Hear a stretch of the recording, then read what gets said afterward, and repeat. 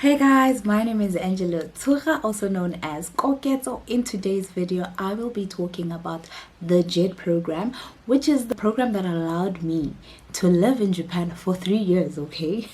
I was there for 3 years in Japan, teaching on the JET program as an assistant language teacher, essentially an ESL teacher. So in today's video, I'll be talking about who's eligible, how much you can expect to earn, what are the requirements, application process, duties and responsibilities, etc., and so on. So if you are looking at your options, you're considering teaching abroad, or you're just curious, weighing your options, please continue watching this video. Okay, let's get started. What is the JET program? So the JET program stands for Japan Exchange Teaching Program. This is a government-sponsored program that places graduates or ESL teachers across various public schools across the country.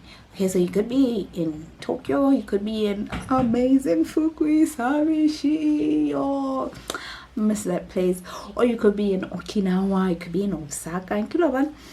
So you might be placed either in an elementary school, middle school, or junior high school, or high school, or a combination of those.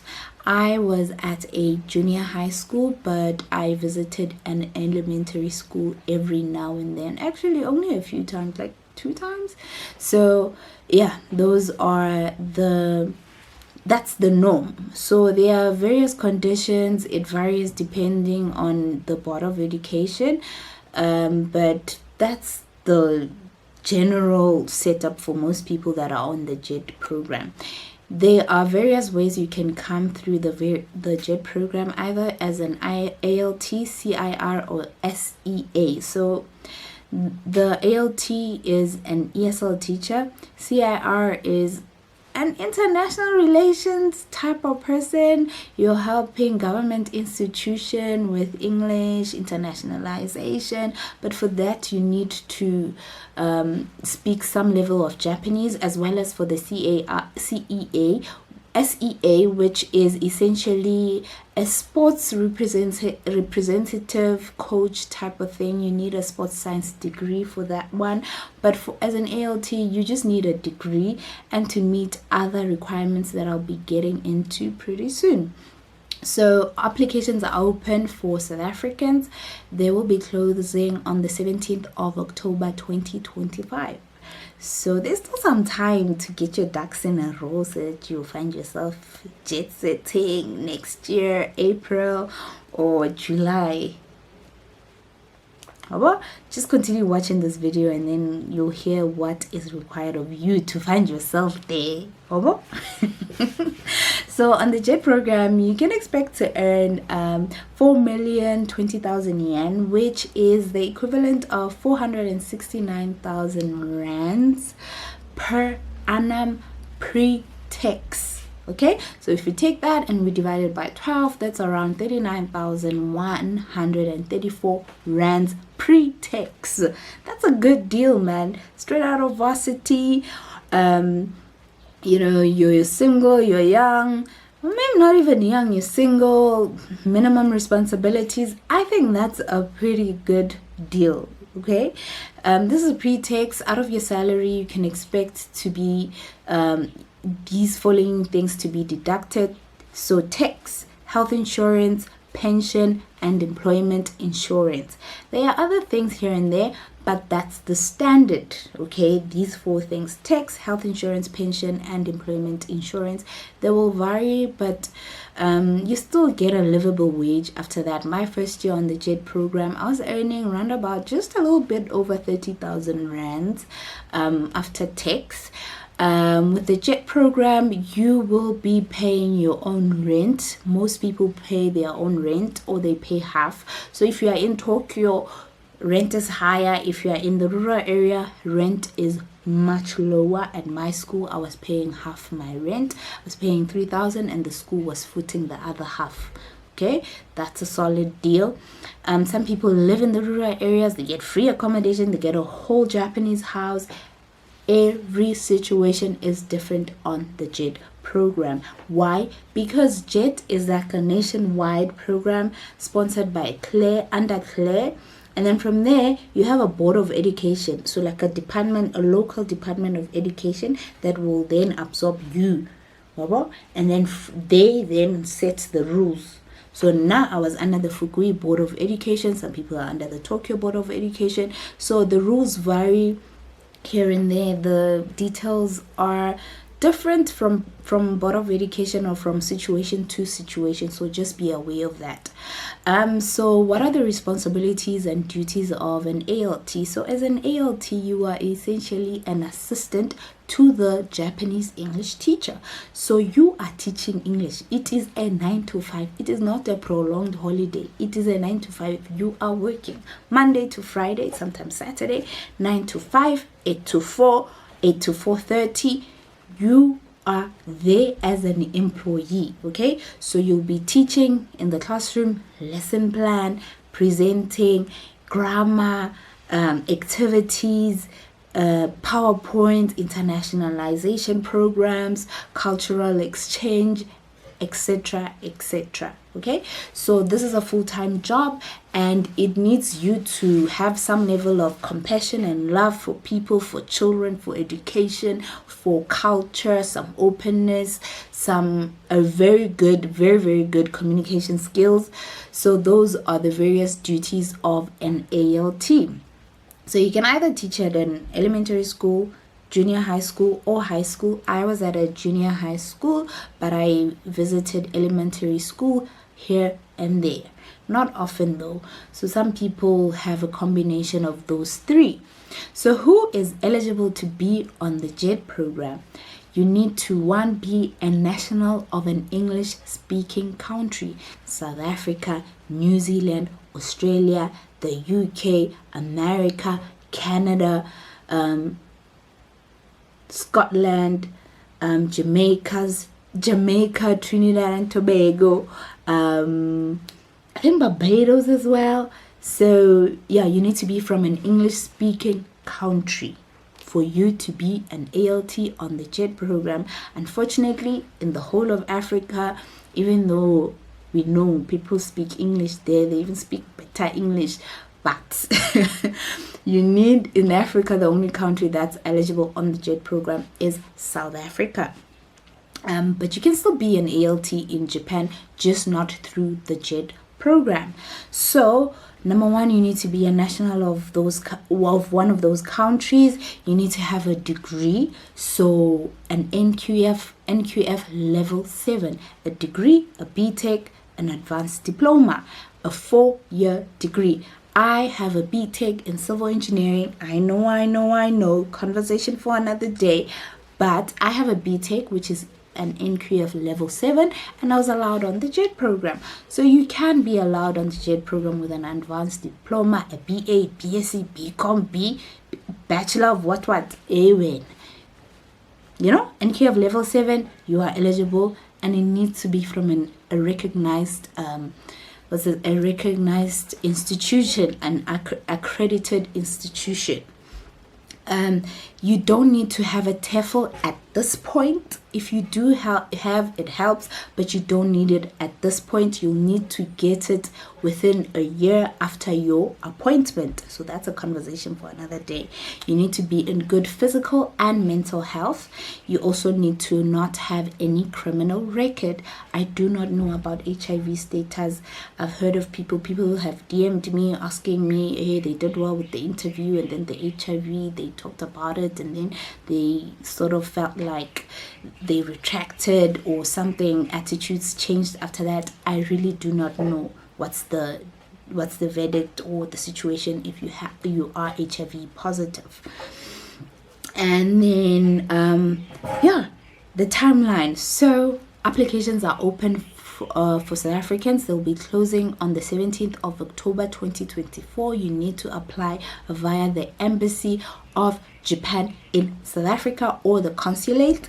So interviews, after you apply, you submit to the embassy, and then from there interviews will be done in 2 months time, January, December, January, around there.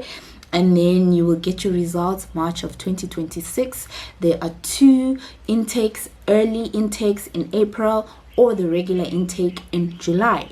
Okay, so documents that you will need for the JET program: you need to fill out the application form, which you can find on the website for the Embassy of Japan in South Africa. Application form, a self-declared medical report, so you must say, yes, I have allergies, no, I don't, yes, I'm mentally fit, yes, no, a medical report that you yourself fill out. And then the other one, you need to have one from a physician. Okay, this one from a physician is for April intake. So for the April intake, when you initially apply, you need to include the physician one now. If you want to apply for the July intake, then you will need it later on after you've been accepted and done the interviews. And then you also need a certified academic record. So this is a record from your institution or a transcript from your institution. You also need an essay, a statement of purpose mentioning why you want to teach in Japan. If you have a degree that is not a Bachelor of Education, a PGCE, you need to write why teaching, why ESL, why Japan, what makes you stand out as an ESL teacher, the experience you had teaching, whether it be your peers, you are tutoring, you are mentoring, you are, after school programs you're running. Just put yourself in a good light, like convince them that you are the right candidate to go to Japan and become an ESL teacher. If you don't have teaching experience, you're fresh out of varsity, talk about what you did in varsity. Were you a mentor? Were you running study groups? Convince them why Japan. What do you know about Japan that is related to being an ESL teacher, what you value about Japanese culture, etc., etc. You also need a certificate of graduation. So this is the actual degree, or a certificate of expected graduation date. So if you haven't graduated yet, maybe you'll be graduating, next graduation ceremony in November, January, March, I don't know. You need a certificate that says, this person will be graduating when and when. Okay, and then you need a letters of reference. So you need 2 of those, from a previous employer, from your lecturer, from your supervisor. They need to hand sign it. It needs to be on the official letterhead. It needs to be dated with your full names, mentioning, I know this and this from when. I know Mama Sare Angelo Tsora from 2024 or 2023 when I met her as her lecturer during this guy. She is diligent. She does her work in time. She does 1, 2, 3. Like, let them, convince or just speak to your character, how that is related to being a teacher, an ESL teacher, what you did really well. They don't necessarily need to talk about your responsibilities and duties on the job. They need to talk about what about you makes you the proper candidate for the ESL teaching position. So instead of saying, Angela was an engineer, we worked on this project in Ramatala building roads, and this project included compaction, culverts, bridges. They don't care. It's like it has nothing to do with being a teacher. Instead, don't say we worked with Angelo on various projects from this and this. Her character is like this. She's diligent. She mentored students for their practical studies. She submitted all her work in time. She has good communication skills. She has empathy. She was talking to, local laborers in a compassionate, empathizing with what. There's a difference between those 2. So 2 reference letters. It could be from a lecturer, supervisor, employee, or whatever. And then number 7, you need a TEFL, TESL, CELTA, Delta. If you do not have at this point, you do not need to do it. if you get accepted on the JET program, Claire does have subsidies for people that will be doing their TEFL after they've been accepted. You'll need to do it a year within your contract. If you do have included in your application, if you don't have, don't worry about it at this point. Number 8 is a copy of your passport. So please do go do your passport. You can do it via the bank. You can do it at the Department of Home Affairs. You need a copy of that. At this point in the application process, if you do not have a copy of your passport, you just need an ID to affirm that you are a national of said country. And then you also need a criminal record.